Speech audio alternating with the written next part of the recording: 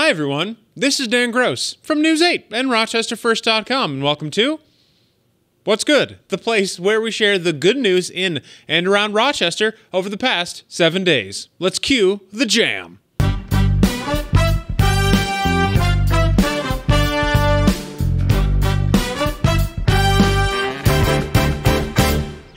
And starting off with one of our favorite returning subjects here on What's Good, the Rochester Red Wings. According to an FAQ they released online, they are updating their capacity guidelines. There will no longer be vaccinated and unvaccinated sections in the stadium, and on July 6th, the seating bowl will return to normal capacity levels, but some sections will remain open for more social distancing protocols.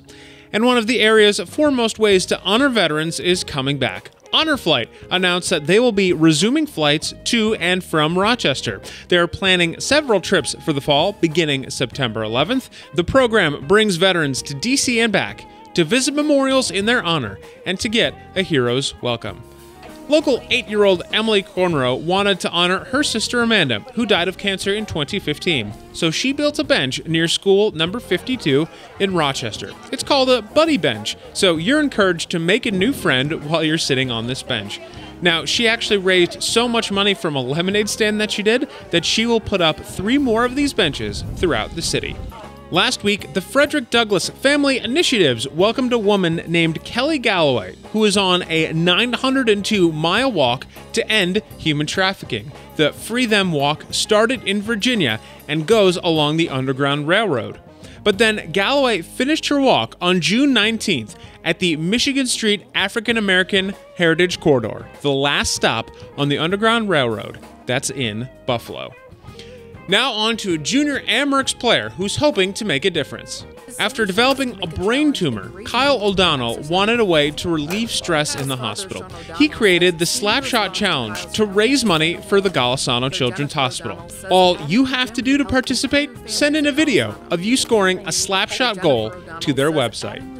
Willie Mason, a school security officer at school number 15 in Rochester, has been named the RCSD Coach of the Year.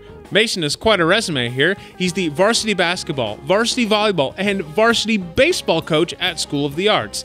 His baseball team won the Rochester City Athletic Conference title for the first time since 2008, when they beat East High in the championship game. And local Fairport High School music teacher and local saxophone legend, might I add, Bill Tiberio, is a quarterfinalist for the 2022 Music Educator Award that's presented by the Recording Academy and the Grammy Foundation. Should he win and be recognized by the Grammys in 2022, he will receive a $10,000 honorarium. And a local muralist is giving back to his hometown library. Magnus Champlin used his artistic gift, to decorate the Allens Hill Library. According to Champlin, it's the smallest library in the New York library system. Now, he wanted to give this beautiful fresh coat of paint that you can see here while fighting through the weather to help celebrate the library's 125th anniversary and to celebrate the place where he himself started reading. What else is good? Veterans. Helping veterans is good. Mike Spotswood hosts the Cup of Joe radio broadcast throughout the U.S., and over the weekend, he did his show at WRFZ, that's 106.3. The show is there to provide healing music and support to any veteran who calls in. It's Spotswood's goal to help the mental health of veterans, as an average of 22 veterans per day still take their own lives. What else is good?